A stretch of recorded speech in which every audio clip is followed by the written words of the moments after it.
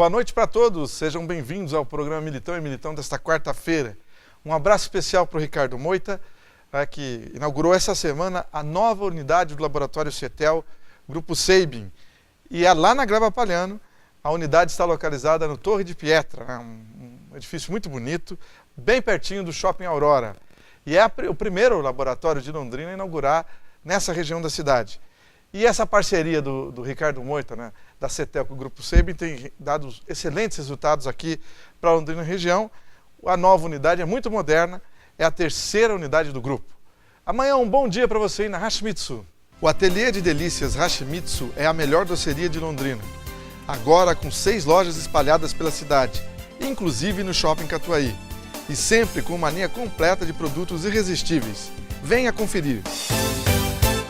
Muito bem, agora é hora de você se atualizar sobre questões de direito, questões que interferem diretamente na sua vida. Para tanto, quem está conosco aqui no programa de hoje são os advogados Leonardo Pereira Gonçalves e também o Dr. Loriberto Gonçalves. E sempre quando eles vêm aqui, os assuntos são bons, tem novidades, coisas que você pode aproveitar no seu dia a dia. Dr. Loriberto, tudo tranquilo? Tranquilo, boa noite Marcelo, boa noite aos telespectadores. Dr. Leonardo, como está? Boa noite Marcelo, boa noite pessoal de casa.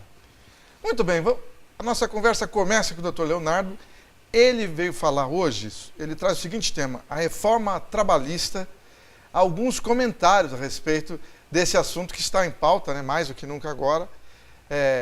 E vamos começar, Dr. Leonardo, falando um pouco mais da jornada de trabalho, não é? Como é que é hoje?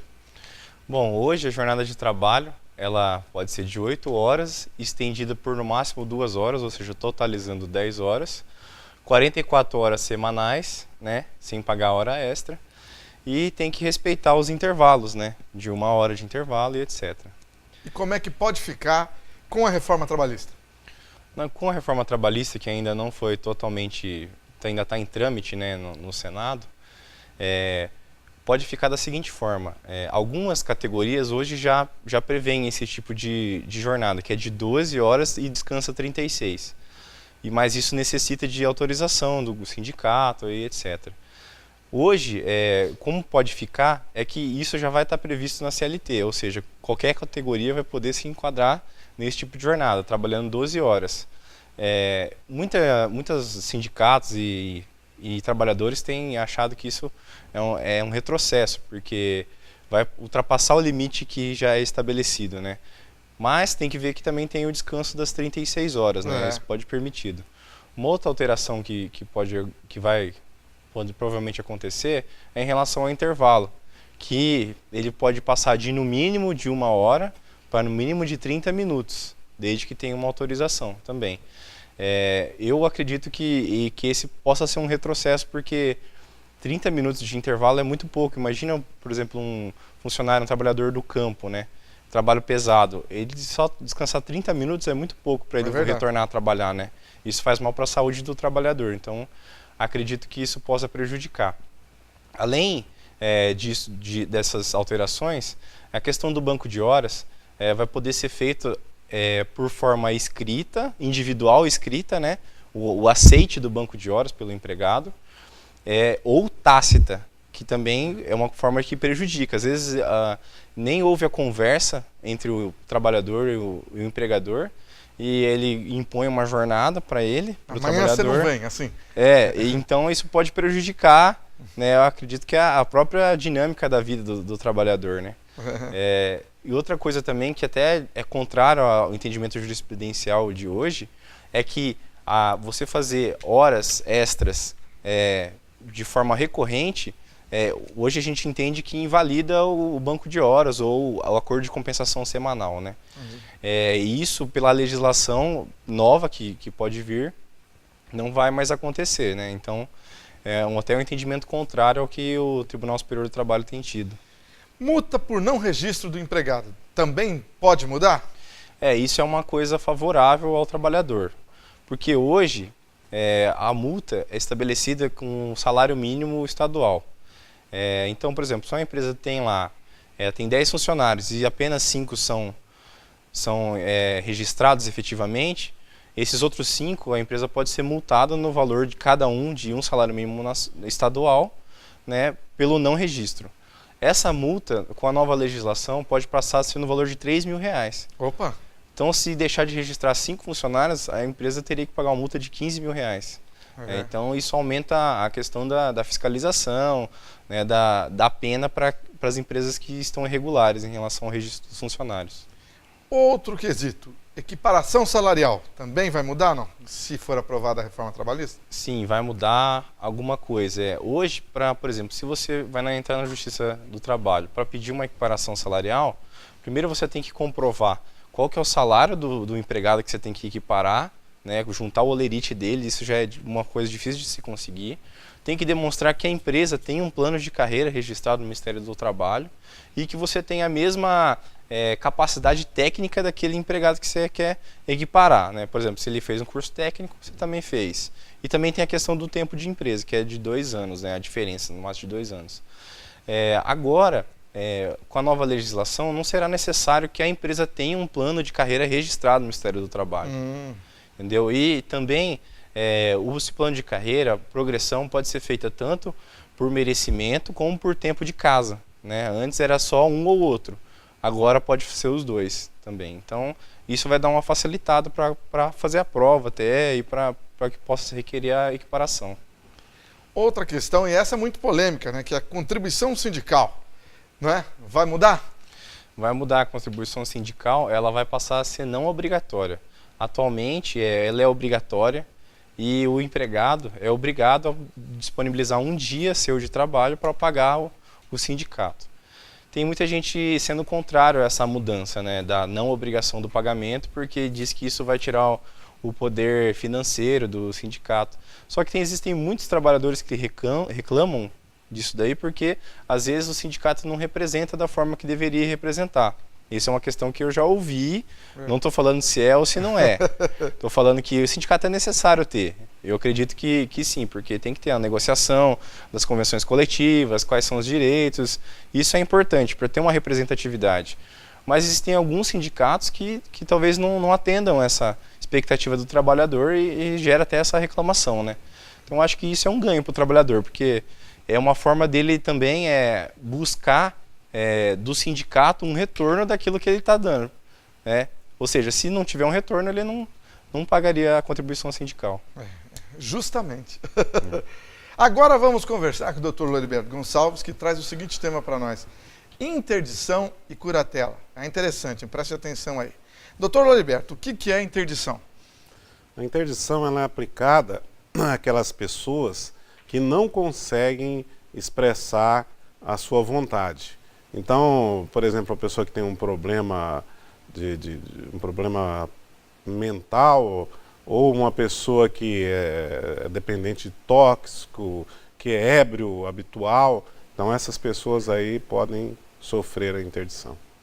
E é só nesse caso, só pode interditar quem não consegue expor sua vontade? Exatamente, e não é expor a sua vontade, porque na verdade essa vontade ela tem que ser uma vontade com lógica, uma vontade de preservar aquilo que a pessoa tem, de preservar a sua saúde e tal.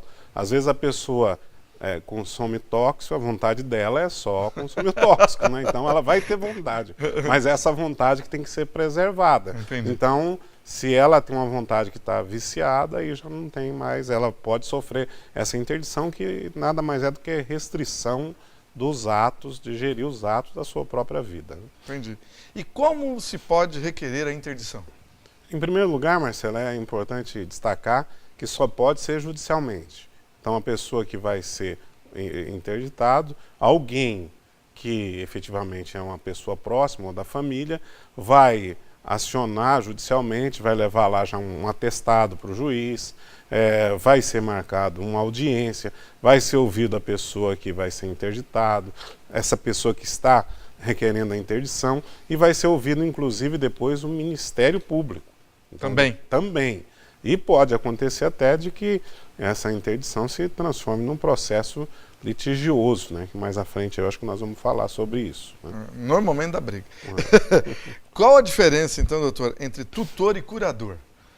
O curador é aquela pessoa que ele vai atender uma outra pessoa da família ou muito próximo que tem um problema de saúde, né? Normalmente vai estar relacionado a um problema de saúde, na maioria das vezes de ordem psicológica.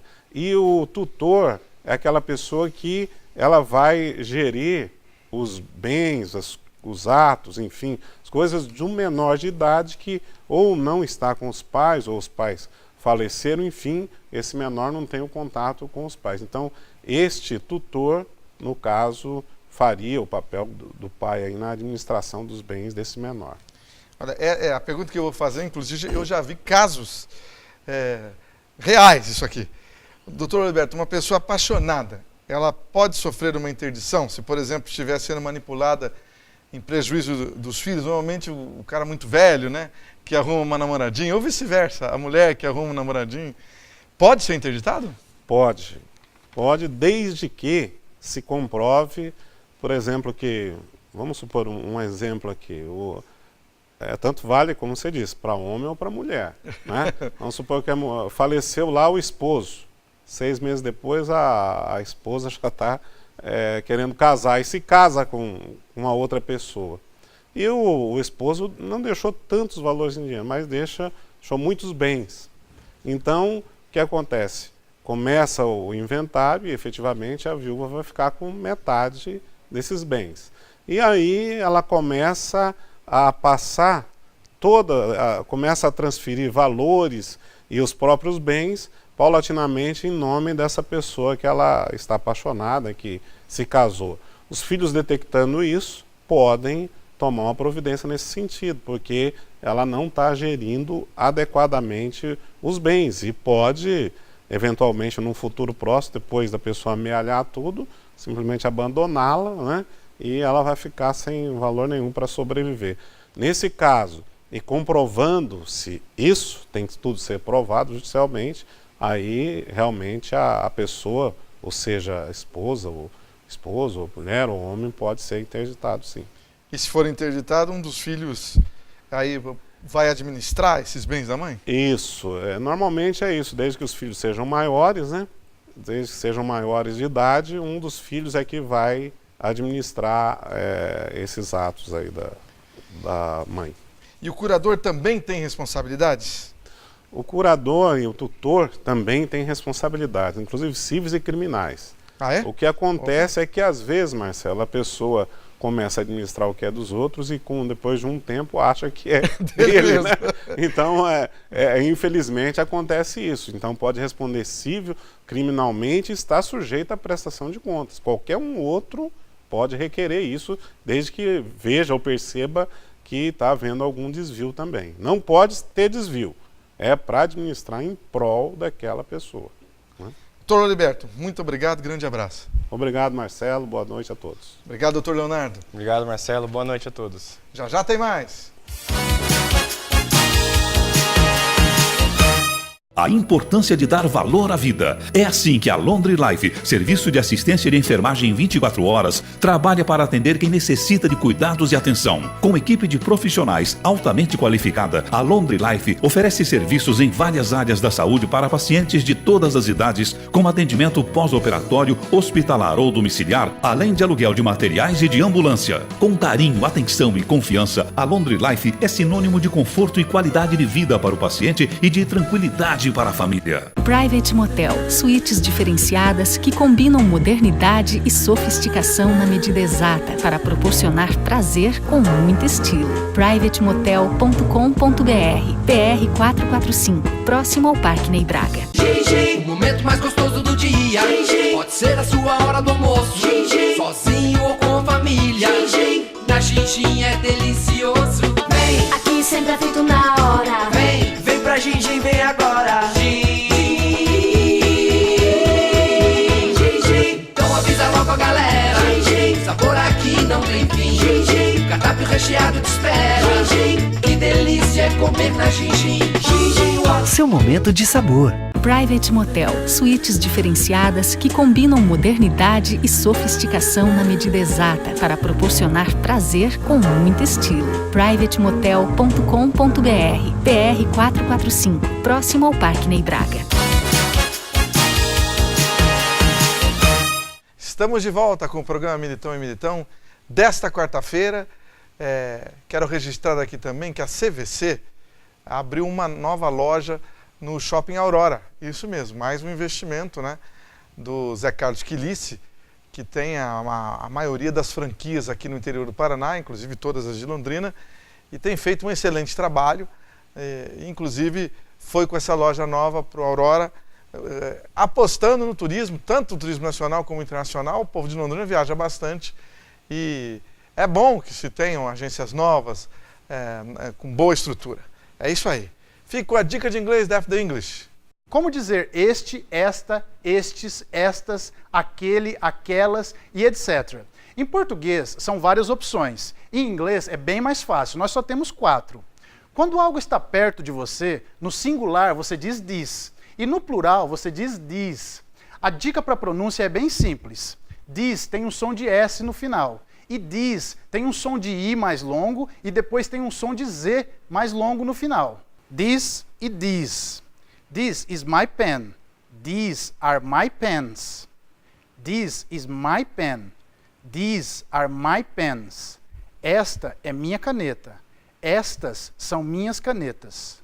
Quando os objetos são mais distantes, no singular usamos that e no plural those. Those também tem este som de Z no final. Vamos juntos? That e those. No exemplo, that is his pen ou those are his pens. That is his pen. Those are his pens. Eu vou demonstrar agora mais uma vez, todo junto, ok? This is my pen. These are my pens. That is his pen. Ou those are his pens.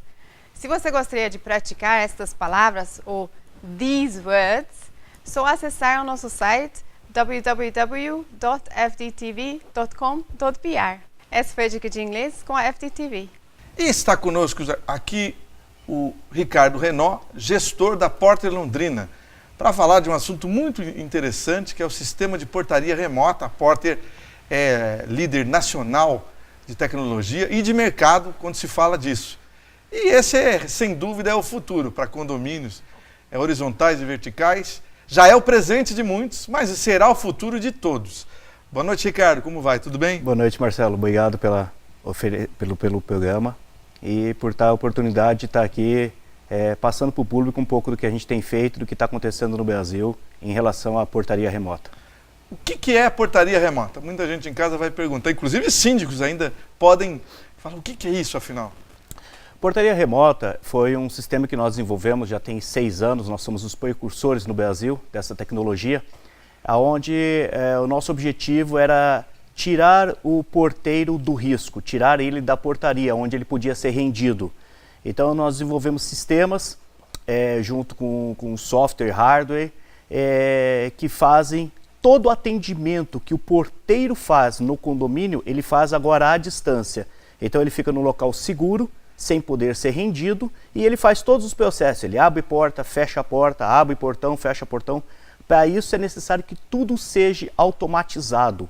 Então, tanto as portas de pedestres, elas são automatizadas com motores rápidos que vão dar toda essa segurança desse procedimento.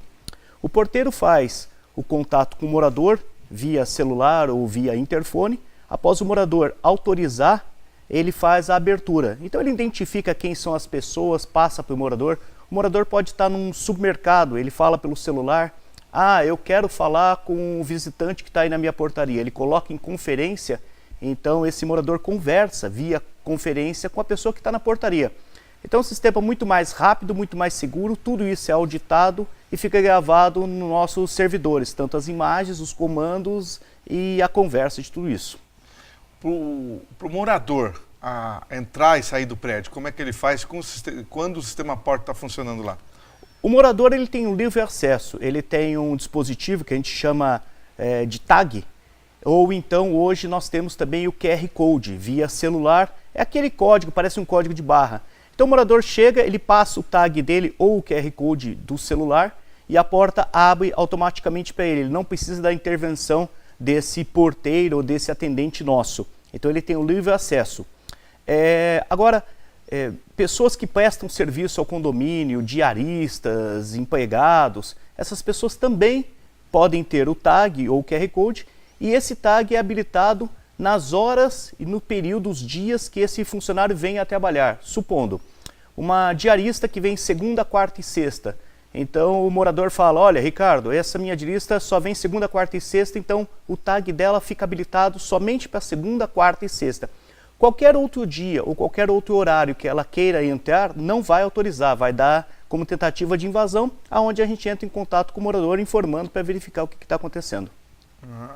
Se vocês suspeitarem que é um ladrão, a porta já aciona quem daí? Nós temos procedimentos que são informação ao síndico, a ativação da polícia e informação aos demais moradores. Por favor, não abra a porta do seu apartamento, a gente está verificando alguma situação estranha. Temos também o nosso corpo técnico, né, o nosso tático técnico, que verifica todos os procedimentos. Lembrando que quando a gente assume uma portaria, nós assumimos também toda a preventiva e emergencial de tudo que envolva a portaria.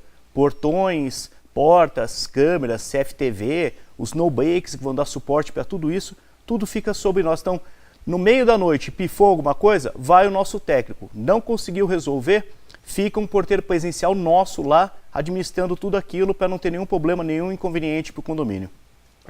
Muita gente confunde portaria remota com... que agora não tem mais porteiro. Não é nada disso, então, né? De acordo com o que você acabou de explicar aqui. Nós temos assim, hoje estamos se falando muito em portaria virtual. A portaria virtual é diferente da portaria remota. A portaria virtual, você utiliza processos via internet. Por exemplo, nós não usamos internet. O nosso é um link dedicado de fibra ótica, ponto a ponto, exclusivo nosso. Então, que dá muito mais estabilidade. A internet, a gente sabe que ela falha em alguns momentos. O nosso sistema, a cada 30 segundos, comunica com a nossa base. Olha, estou ativo, estou ativo. Na portaria virtual, não. A pessoa só fica sabendo que o sistema não está funcionando, deu algum problema, quando alguém chega lá e tenta tocar o interfone. O nosso primeiro atendimento sempre é com o nosso atendente, então nunca vai tocar no apartamento do morador. Primeiro a nossa atendente, ela faz uma triagem, ela faz um levantamento de dados de quem com quem quer falar, para depois passar para o morador e ser bem assertiva em que morador que ela vai, com quem que aquela pessoa quer falar.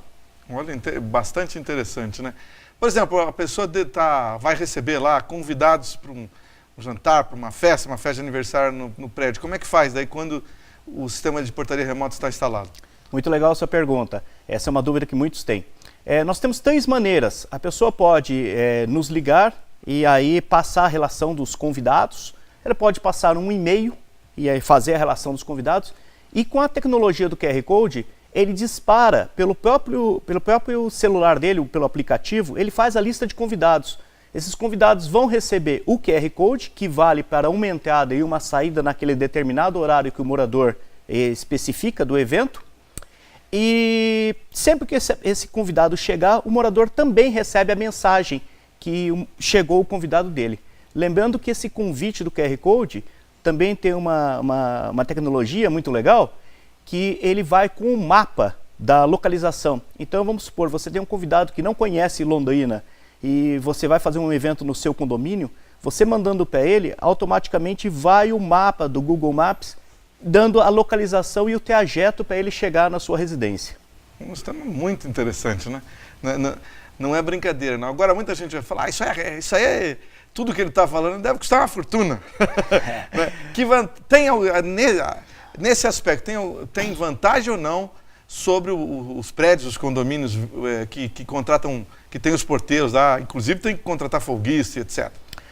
Hoje nós temos conseguido, em média, 50% de redução na taxa condominial relativa ao custo da portaria. Eu falo relativo ao custo da portaria porque alguns condomínios têm campo de futebol, jardinagem, piscina. Sobre esses valores não incide nada. Nós não temos nenhum desconto, nenhuma redução. Mas sobre os custos da portaria, nós temos conseguido, aqui em Londrina principalmente, na taxa de 50% de redução de custos. É importante também que, além dessa redução de custo, você tem também o teu passivo trabalhista, que zera, porque o nosso atendente não trabalha exclusivamente para o condomínio e nem dentro da área do condomínio. Então, em momento algum, o condomínio pode ser solidário num futuro uma ação, algum processo que venha porventura sofrer. Não tem prédio ou condomínio horizontal em Londrina que não tenha pago uma ação trabalhista para um funcionário, para um porteiro. Não é? Isso é impressionante. Por mais que o condomínio pague corretamente, alguma coisa eles sempre vão conseguir reclamar a mais, né? É uma tecnologia que está vindo, a gente já está hoje presente em 26 cidades, estamos com mais de 500 condomínios. Londrina, nós estamos aí, vai fazer agora final do ano 3 anos, e todos os condomínios que entram têm relatado essa situação. É uma tecnologia, muitas pessoas falam, mas isso aí, como é que é o futuro? O futuro, a gente falava há uns 3, 4 anos até, a gente falava o futuro vai ser portaria remota. Agora a gente fala, o futuro já chegou, nós somos o futuro. Essa portaria veio para ficar, vai atender a demanda de todos os condomínios, e você vai ter uma situação muito mais segura, porque eu gero relatórios de todos os acessos, todas as pessoas que entraram, todas as pessoas que saíram. Eu tenho condomínio aqui na média de 15 mil, 16 mil acessos por mês, entre a entrada e a saída de todos os moradores. Então, vai gerar um controle muito maior, muito mais segurança com tudo isso aí. Impressionante, né? Como é que faz para entrar em contato, Ricardo, com a Porter Londrina? A Porter Londrina hoje ela está situada no São Paulo Towers, na rua Piauí 399, e também pelo nosso telefone 3342-2525. A pessoa pode pedir, a gente vai até o condomínio, verifica a necessidade. A gente fala que nós somos uma empresa de portaria virtual, não de orçamento virtual. Então é necessário a gente ir até o condomínio, ver a demanda de segurança que ele precisa, quais são os pontos vulneráveis daquele condomínio, entender a situação, entender a diária dele, para daí poder fazer um levantamento. Lembrando que essa redução de 50% no custo, praticamente em 2 meses, 1 mês, 2 meses, paga toda a implantação de todo o sistema.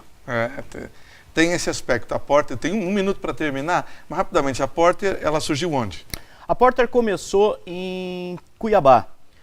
Cuiabá hoje é a nossa maior unidade, mas hoje a gente está situado em Florianópolis, devido à questão de tecnologia, as empresas que se associaram a nós com o sistema. Nós estamos associados a uma empresa, a Keeper, que foi quem fez o sistema que a gente utiliza. Então nós estamos hoje em Florianópolis, mas no Paraná a gente está presente também em Curitiba, Londrina e agora Maringá, entrando em atividade nos próximos 60, 90 dias. Obrigado, Ricardo Renault. Grande abraço, sucesso lá. Obrigado, à disposição. Ok, boa noite para todos.